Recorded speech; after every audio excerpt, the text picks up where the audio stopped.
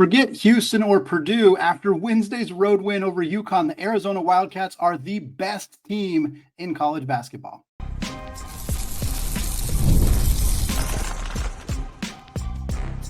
You are Locked On College Basketball, part of the Locked On Podcast Network. Your team every day. What's up, folks? Happy Thursday and welcome into the Locked On College Basketball Podcast, a daily national college hoop show, part of the Locked On Podcast Network, your team every day, and now the #1 sports podcast network. I am your host, Andy Patton, and you are joining us at the place to get your college basketball content every single day. I want to thank all of you who have made this show your first listen or your first watch of the day. Of course, a special shout out to those everyday listeners as well. Today's episode is brought to you by FanDuel. Right now, new customers can bet just $5. And folks, if your bet wins, you will get $300 in bonus bets to use all across the FanDuel app. So download FanDuel today. We got lots to cover today. The two ranked on ranked games on Wednesday, folks, they fully delivered. We're going to talk Bama over Illinois, tight one in Chicago. We're going to talk Arizona over UConn. That is the big story of the day. We're also going to talk about the Big East. We're not concerned about UConn, but we are a little concerned about the Big East and their start to the season. We'll get to that later in the show. And of course, we'll close out the show previewing another solid slate of games on Thursday, including Purdue taking on Memphis and a battle of two of the highest scoring guards in college basketball in PJ Haggerty and Josh Hubbard for Kansas State and Mississippi State. We'll get to all that to close out the show, but we start with the battle at Gamble Pavilion in Storrs, Connecticut, between the Arizona Wildcats coming into the game at number 4 in the AP poll, taking on the third-ranked UConn Huskies. Arizona survives 71-67. And it doesn't feel right to call it an upset. Again, it's 3 versus 4, but Arizona was the road team. And they were not favored to win this game, and they found themselves up by 13 points in the second half. I think it was 53-40 was the score at the time, and kind of cruising at that point. It was a really close first half. Arizona pulls away a little bit midway through the second half, but you knew that Danny Hurley and the Huskies weren't going to go away. They go on a 17-5 run, capped by a made three from Alex Caravan. Eventually, UConn takes a 62-60 lead, and that was the first time UConn had led this basketball game until at 22-21 was the last time they had led this game, until 62-60. So really just dominance from Arizona in the middle of this game. UConn comes storming all the way back. And from that point forward, they kind of traded baskets, and Arizona ultimately did enough at the free throw line to ensure a victory. Again, 71-67, the final there. We'll start on the Arizona side of things. This question is pretty simple. And we laid this out when we previewed this game before on Tuesday's show. Arizona has the best resume in college basketball. That was true then, and it is unquestionably true now. You can debate whether they should be the #1 ranked team in the AP poll next week, but there is absolutely 0.0% debate that as of right now, the Arizona Wildcats have the best resume in college basketball. They have beat a top 5 team in the UConn Huskies. They beat a top 10 team in the Florida Gators. They beat a top 15 team in the UCLA Bruins. They beat UConn on the road, and not like at Madison Square Garden, on the road. Again, a true home game for UConn. They beat UCLA at the Intuit Dome, which is outside of Los Angeles. It is much closer to UCLA's campus than it is to Arizona's campus. And they beat Florida in Las Vegas, obviously a more true neutral in that game. But regardless, you beat the last 3 national championship teams in UConn and Florida, and you beat an incredibly good UCLA, a tough UCLA team, a historic rivalry. I mean, there's just absolutely no debate. 5-0 record for Tommy Lloyd and Arizona. They have looked fantastic. Right now, as I'm recording this, they're 6th at KenPom, but I'm recording like minutes after the game between Alabama and Illinois. Illinois was ahead of Arizona at KenPom. I think there's a chance that by the time you're listening to this, that is flipped. And actually, in fact, I just refreshed it. Arizona is now 5th at KenPom. They were 6th when I took my notes 10 minutes ago. So still not number 1 for Arizona, obviously, but they're a top 10 team in both offensive and defensive efficiency at KenPom, one of very few teams to be able to claim that. And what we can say about Arizona is whether they truly belong on the number 1 line or not. I can tell you a couple things. One, the odds that Arizona is number 1 in the AP poll next Monday are slim. If you are a Wildcats fan and you are listening to this, I wish I could tell you that they would be number 1. But the history of how AP voters typically work is unless Purdue loses to Memphis, which we'll cover that game later in the show, I don't think that Purdue or Houston are moving off of where they are. And so I think for Arizona, the highest, they're going to move to 3. They're going to certainly clip UConn, but I don't see them moving any higher than that. I hope I'm wrong because I would have them number 1. They have done nothing in my mind. And again, this is nothing against Purdue or Houston, who are both very, very good teams. But Arizona has challenged themselves, has played a ridiculously tough non-conference schedule, and has met every single challenge. I believe a team like that deserves to be rewarded, and I believe that Arizona should be the number 1 team in the AP poll. Are they the best team in college basketball? Again, I think it's up for debate. They sure look pretty good. They're a phenomenal rebounding team. They out-rebounded UConn by 20 in this game. Koa Pete looked fantastic. He's still got some stuff to iron out, but he looks really good. Jaden Bradley, who was not named to the Bob Cousy Award list for the best point guard in college basketball, is clearly taking that a little bit with a grain of salt because he has been fantastic this season for the Wildcats. This team is very, very good. A perfect blend of veteran talent, experienced guys, and some really young up-and-coming talent as well. Obviously, Koa Pete, Braden Burry's in that mix as well. This was a phenomenal win. For the UConn side of things, and I know we're already, 7 minutes into the show, and I haven't mentioned this, it's incredibly important to note that UConn was without Tarris Reed. They were also without Braylon Mullins, one of their top freshmen, but they have been without him all season long. But Tarris Reed not playing in this game is a massive, massive caveat. I don't think it takes anything away from Arizona and their accomplishments in this game. They didn't ask to play this game without Tarris Reed, but it certainly makes it less concerning for UConn. A 4-point loss to a really good team is already not all that concerning. And to be down 13 and go take a lead a few minutes later is a sign of how much fight there is in this UConn team. But for them to be in this position, having had to play without Tarris Reed, who is, I saw somebody say, he's their 3rd best player. Maybe. I might argue he's their 2nd best player. He is really important and impactful on both ends of the floor. And to not have him here and to have to start a true freshman in Eric Ryba and to still nearly pull off a win in this basketball game is a great sign for UConn. And I thought Eric Ryba was pretty good for what he was asked to do, but he's not physically imposing. He's not super strong yet, and Arizona took advantage of that. Mo Krivas just gobbled up whatever rebound he wanted. He had 14 in this game. He also shot 4 of 6. Koa Pete had 16 and 12 on 7 of 14 shooting. Like, they just were able to get whatever shots they wanted off the glass because there wasn't enough physicality for UConn. But if you're UConn, that's not something you have to worry about because Tarris Reed's not going to be out forever.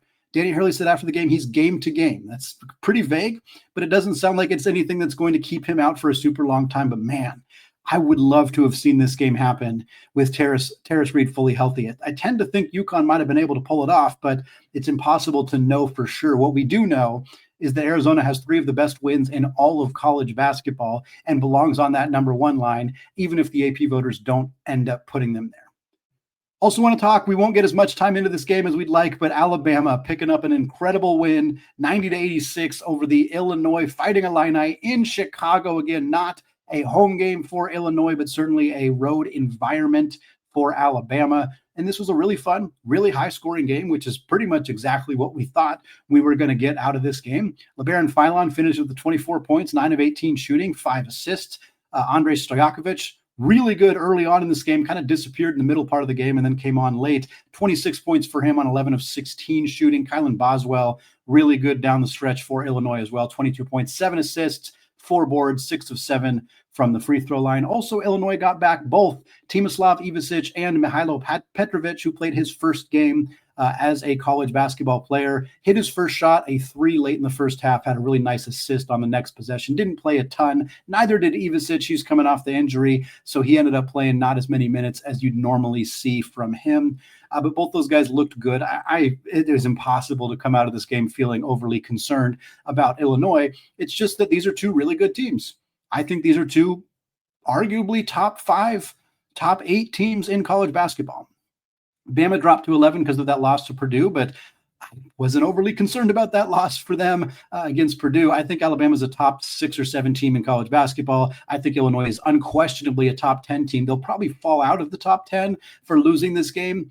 I don't know if I agree that that should be what happens for them, but it was just an incredibly fun, exciting basketball game, really fun at the end. I thought it was odd that Houston Millett fouled Kylan Boswell. It was a 3-point lead. They fouled him as soon as he inbounded the ball, like 92 feet away from the rim.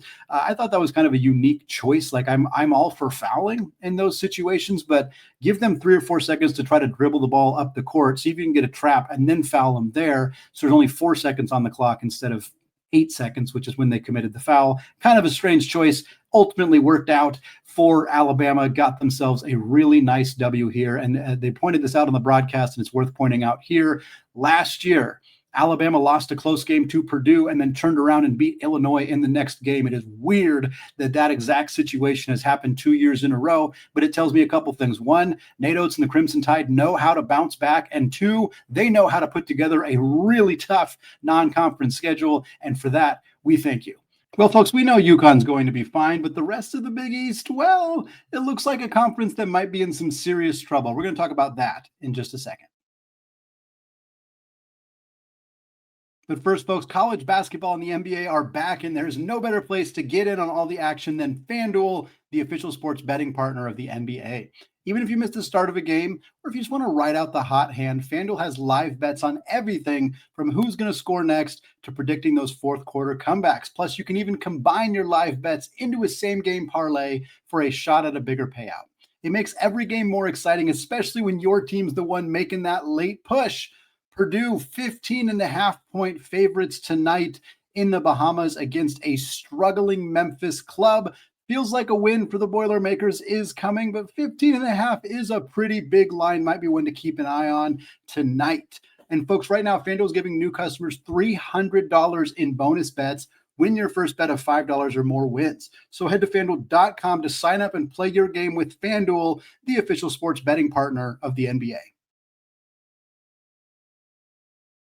All right, folks, still Andy Patton, still listening to Locked On College Basketball, and I still want to thank all of you for making this show your first listen of the day and for making Locked On the #1 sports podcasting network.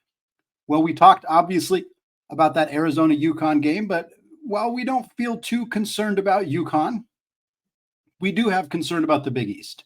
And this is a topic that I've been keeping track of as the season started and had a couple of opportunities where it's like, well, should we talk about this? The Big East challenges, the Big East struggles. And it kind of finally came to a head, not just because of UConn's loss to Arizona. Again, not overly concerned about losing to a really, really good team when you are missing your starting center in Tarris Reed. But on the same night that UConn lost to Arizona, we saw Marquette fall at home to Dayton. And I do not want to discredit Dayton in any way. Dayton is a good basketball team. They played well in this game. But Marquette losing this game is further proof that this conference is just not where it needs to be right now. And let's put it into perspective. We're going to look at each of the teams in the conference and how they have done so far this season and basically look at their best wins via KenPom. Marquette is now 3-3 on the year. Their best win at KenPom is 161. They have lost to all 3 teams they have played better than that, which is Indiana, Maryland, and now Dayton after losing that game in overtime. Creighton is 3-1 on the year, but their best win is KenPom 275 And the only team they've played ahead of that was Gonzaga, and they got their bell rung, a 27-point loss on the road against the Zags. Providence 3-2 on the year. Best win 262 at KenPom. Losses to both Virginia Tech and Colorado. Virginia Tech looking okay this year, but neither of those teams are particularly good power conference squads. St. John's 2-1. Best win is KenPom 215. Obviously, their loss is that loss to Alabama. Not a bad loss by any stretch, even though it was a home game for St. John's, but we just haven't seen the Johnnies get any good wins yet either. Villanova's 4-1 on the year. They do have a win over KenPom 114, which certainly isn't bad, but their only team they've played ahead of that is BYU. Close loss to BYU. Not overly concerned about Villanova, but they're also not really helping just yet. Xavier's 3-2 on the year. KenPom best win is 167. They got smacked badly at home by Santa Clara. 20-point loss on your home floor is bad no matter who it is. And while Santa Clara is a good team, that's not a team that should come into your house and beat you by 20. Xavier also lost to Iowa. Butler's 3-1 on the year, but their best win is KenPom 3-11. So just have not played anybody good. The only good team they've played is SMU, and they lost that game. It was a close game. I think Butler has a chance to be okay, but they haven't really proven it yet either. DePaul 3-2 on the year. Best win at KenPom is 333. So literally only 3 teams they've beat are 3 of the 30 worst Division I teams in college hoops. They lost to Buffalo, who's 237th, and also lost to Northwestern. The few positives, obviously UConn is 4-1. They have that nice win over BYU, even though they nearly threw that one away. And then they have this loss to Arizona that they kind of the opposite. They nearly came back and and won that one. Really nice performance from UConn there. No concern about the Huskies. Georgetown 4-0 on the year. They have wins over Clemson and Maryland. They did just lose Vince Iwuchukwu for an extended period to an injury. 7'1" center for them. That is a really tough loss for Ed Cooley's team, but can't argue with the team that's 4-0, and especially a team that's 4-0 and has played a couple of high major teams. And then you got Seton Hall. Seton Hall's 5-0. That's great.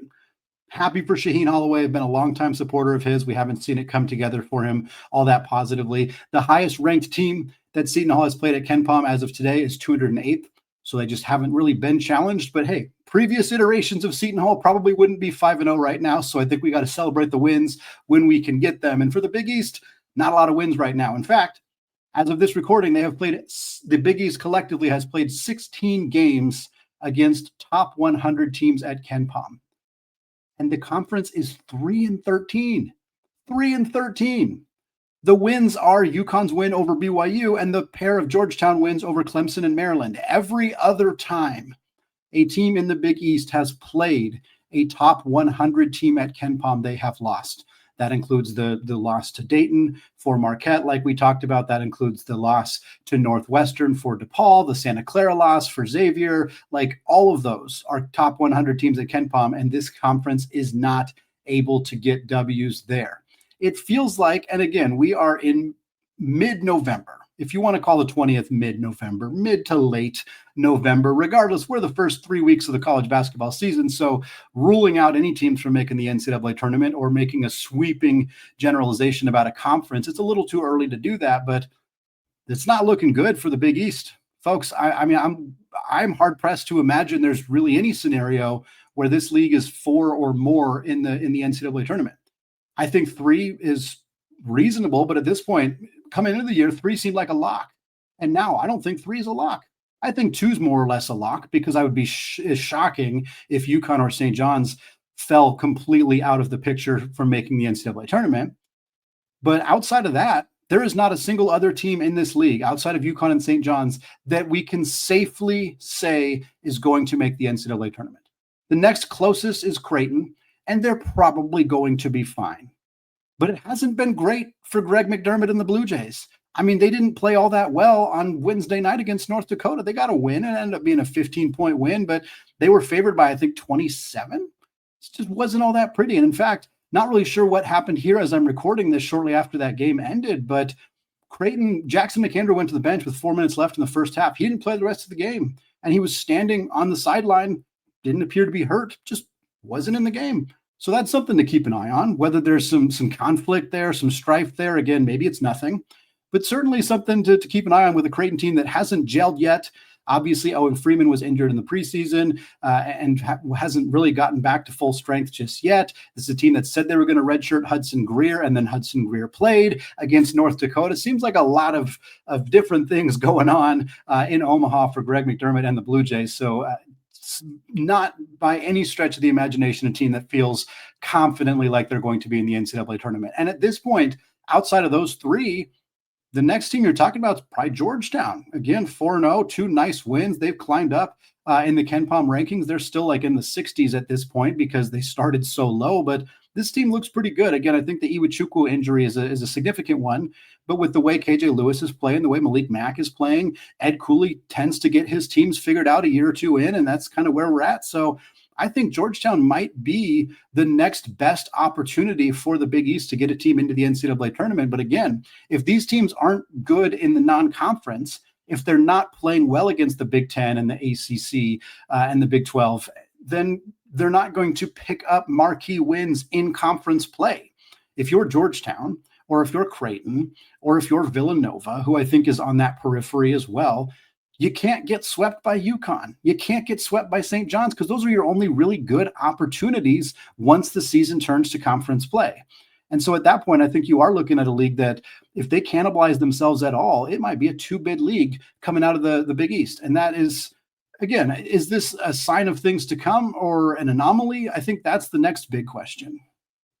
Because so much of the conversation that has been around the Big East in the last 6 months or so is that this is a conference in a good spot financially because the majority of the teams do not have football and therefore can spend a significant amount of their school's revenue on their men's basketball team. So UConn and Villanova, the two teams that are doing pretty well in this conference, two of the teams that are doing well, they both have football, but they're not spending the same amount on their football teams, certainly as teams in the SEC, Big 10, Big 12. But I think for the Big East, ultimately, I do think that the revenue share and things like that will benefit the conference, but it hasn't shown up yet. It has not shown up yet. And right now, again, I think St. John's will figure it out. I'm not too worried about them. I think Creighton will figure it out, but I'm a little bit less confident there.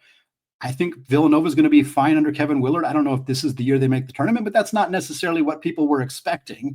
Villanova doesn't need to make the tournament to meet expectations. They just need to look like they're moving in the right direction. And I'm feeling pretty confident that we're going to have that assessment about the Wildcats at the end of the year. Georgetown's in a good spot, but after that, Providence, jury's still out on Kim English. This was supposed to be the year. They haven't looked great. They have not looked great at this point. Xavier, we'll see if Richard Pitino can turn it around, but it's been a real rough start for them. Butler has kind of just hasn't been able to turn the corner under Thad Matta. We'll see how much longer he gets to do that. DePaul, obviously year 2 of the Chris Holtman era, but we haven't seen them really look all that good either. So maybe Seton Hall is the team that does it for them. Somehow I'm not overly confident that they're going to be particularly great this year, but hey, they might have a chance to finish 5th, 6th in the Big East just by virtue of the rest of that conference really not being all that good. This is something we're going to keep an eye on as the season goes on. But for now, we are going to move on and talk about another struggling team in the American Conference this time, and that is Penny Hardaway and the Memphis Tigers. Off to a 1-2 start. They desperately need a win, and I got to tell you, a date with the number 1 ranked Boilermakers of Purdue, probably not the place you want to be. We'll talk about that game and a few others taking place on Thursday, coming up here in just a second.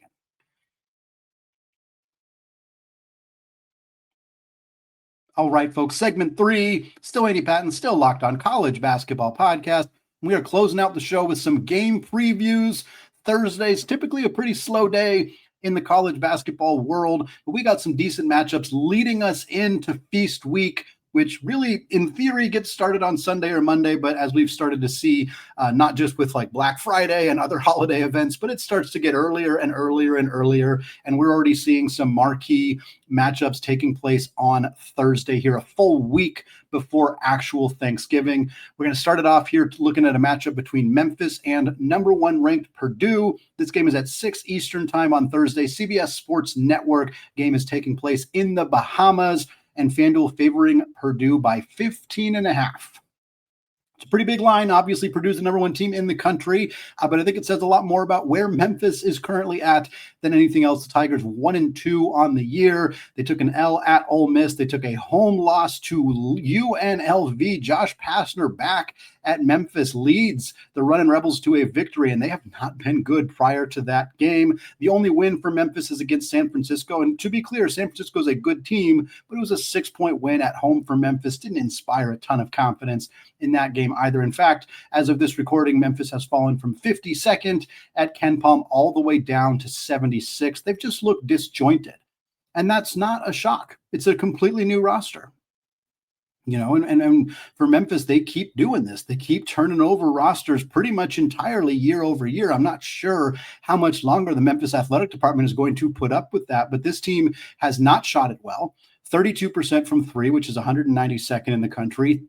They are 48% on twos, which is 303rd in the country. They're averaging 13 turnovers per game, which is outside the top 200. This team just has flat out not looked very good, and they're going to need to be in tip-top shape to have even a chance against Purdue. Purdue 4-0 on the year. Incredible road win against Alabama last week. 7-point win that was closer than that, but Purdue withstood the barrage from the Crimson Tide to get a W there. Having Trey Kaufman-Renn back and healthy is just unbelievably massive for this team. 19-15 for Kaufman-Renn at this point. It's just hard to see this game being all that competitive. Again, 15.5 being the line at FanDuel, it tells you what you need to know. I would not be shocked if Purdue wins this game by more than that. I would not be shocked if this ends up being a 20-point plus game.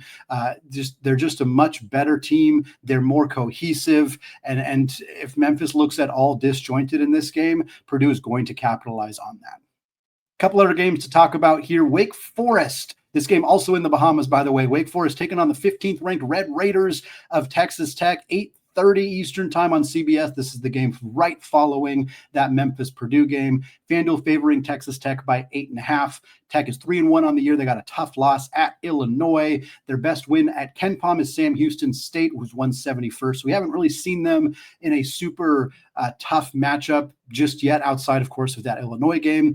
But what we have seen is that Christian Anderson and JT Toppin are playing like All-Americans. Toppin's averaging 24.7 points per game, just under 12 rebounds and 3 assists. He's only played 3 of their 4 games, but he is still putting up ridiculous numbers. Meanwhile, Christian Anderson, we all called the breakout. Everybody, myself, my co-host, Isaac Shade, our good friend and guest of the show, Leaf Tulane, pretty much any other college basketball podcast that folks out there might be listening to, you probably heard somebody tell you that Christian Anderson was going to break out this year. Guess what? Sometimes when the hive mind has a thought in their head and everybody's saying the same thing, it's because they're right. Christian Anderson is having a breakout season. 19.5 points per game, 9 assists per game, over 4 rebounds, nearly 3 steals per game. He has been nothing short of extraordinary for Texas Tech at this point. The Red Raiders are shooting 38% from 3 as a team. And folks, that is on over 31 attempts per game. They're making 12 threes per game on average. But here is the deal. Wake Forest, who is 3-1 on the year, has basically played 3 very bad teams, and then Michigan, who they took to overtime and nearly won in that game. Wake Forest is holding opponents to 23% from 3, the 10th best mark in the country.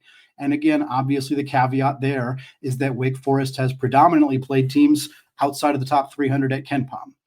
But that is where the rubber is going to meet the road in this game. If Wake Forest defense proves legitimate and Texas Tech cannot get a rhythm offensively from beyond the arc, that could be a recipe for an upset, with the Demon Deacons pulling one off after nearly doing so against Michigan a few weeks ago. Got to shout out Juke Harris, having an incredible season for the Demon Deacons, nearly 22 points per game, along with 7 rebounds and 2 steals. A couple other games to talk about here. Pitt taken on Central Florida. This game on ESPN2 at 7 Eastern time at the Ocean Center in Daytona Beach. FanDuel favoring the Knights by 1.5 points. Pitt is 72nd at KenPom, and UCF is 75th at KenPom as I'm recording this. So this should be a really fun game. Both teams are 4-1 on the year. Pitt's one loss to West Virginia. Central Florida's one loss to Vanderbilt. UCF did get a better win. They beat Texas A&M on the road by 12, whereas Pitt's best win is Youngstown State. I like Central Florida in this game. I think they're going to ultimately pull off the W. It's more of a home game for them than it is for Pitt. I think they are a slightly better team. I'm not super confident in Pitt. I think they'll find it. They got some young players on the roster, but give me the Knights to win this one. I guess I haven't given you predictions for the other games. I'll do it here. Memphis wins. Memphis covers. That's an easy, Purdue wins. Purdue covers. That's an easy one. I think Texas Tech wins, but I think Wake covers. I think that's a 5 or 6 point game. Give me Central Florida to win and to cover here. And then we got Mississippi State at Kansas State. Look, folks, this is a battle between two players, Josh Hubbard and PJ Haggerty. To the point where my co-host Isaac Shea texted me before and said, hey, you should just tell people that instead of watching this game, we should just watch Haggerty and Hubbard play one-on-one. And honestly, that sounds more fun. These two guys are electric, incredibly talented players. Haggerty's averaging about 30 per game, and Hubbard's averaging 22.5 per game. He's not getting enough help at Mississippi State. They are the better team on paper, 45th at KenPom compared to 68 for Kansas State. But folks, K-State's been playing pretty good. They got 4 guys averaging between 12 and 14 points per game, in addition to what Haggerty is doing at 26 per game. I actually like Kansas State in this one at home. FanDuel is favoring Mississippi State by 2.5. Give me Kansas State not only to cover, but give me Kansas State to outright win this basketball game, which, by the way, 9:30 Eastern time on Peacock as part of the Hall of Fame Classic. There's 2 Hall of Fame Classic games, both of them taking place at the T-Mobile Center in Kansas City. Mississippi State at Kansas State is actually the second game. The first game taking place will be between New Mexico and Nebraska, 7 Eastern time on Peacock. FanDuel favoring the Cornhuskers by 6.5. They are 4-0 on the year, 40th at KenPom right now. They got a nice 105-99 win over Oklahoma on Saturday. They are 22nd in adjusted offensive efficiency at KenPom. Their field goal percentage is 59.4, which is 18th in the country. They have been a highly efficient scoring machine so far this season. Price Sanford averaging 17.5 points. Rink Mast, nice to see him healthy for the Cornhuskers. He's averaging 15 and 8. And then for New Mexico, new coach Eric Olin taking over for Richard Pitino. They're 3-1 on the year, 100th at KenPom. They don't have any good wins. Their only losses to rival New Mexico State, and it was a road game. Their defense has been very good so far, but they are shooting just 29% from 3, and I got to tell you, that is not going to get it done against this high-scoring Nebraska team. Give me Nebraska to win. Give me Nebraska to cover, even though I think 6.5 is a pretty favorable line for the Cornhuskers. I think they're going to win this one, and I think they're going to win it kind of handily. Honestly, the Mountain West has not looked very good, and I expect that might continue here with Nebraska picking up a big W over the Lobos. All right, folks, that's going to wrap it up for me today here on the Locked On College Basketball Podcast. Thank you so much to those of you who have made this show your first listen or your first watch of the day. Special shout out to those everydayers as well. Isaac and I will be back with you all on Friday, getting you ready for a big weekend of games. And then next week, baby, it is feast week all week long. I cannot wait. So many incredible games every single day. We're going to talk to you about as many of those games as we can, so stay tuned. Thanks again, folks. As always, we want to say apologies to the Lawyer family. Cheers to the Mick Bruins, Lexico Wild Popes, and until Friday, peace out.